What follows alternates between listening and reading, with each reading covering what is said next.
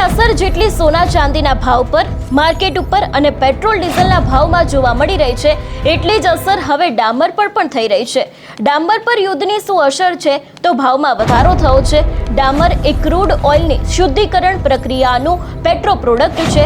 મધ્ય પૂર્વમાં તણાવ વધવાને કારણે આંતરરાષ્ટ્રીય બજારમાં ક્રૂડ ઓઇલના ભાવ વધે છે, જેની સીધી જ અસર ડામરના ભાવ પરમાં પણ વધારો કરે છે.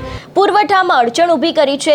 યુદ્ધની સ્થિતિમાં હોર્મુઝ સ્ટ્રેટ છે જેવા ઘણા બધા મહત્વપૂર્ણ દરિયાઈ માર્ગોમાં જોખમ વધ્યું છે, જેનાથી ઓઇલ અને ડામરના પરિવહનમાં વિલંબ અને અછત સર્જાઈ શકે છે.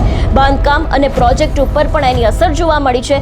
ડામર મોંઘું થવાથી રસ્તાના બાંધકામ અને ઇન્ફ્રાસ્ટ્રક્ચર પ્રોજેક્ટના ખર્ચમાં અંદાજિત વધારો થયો છે.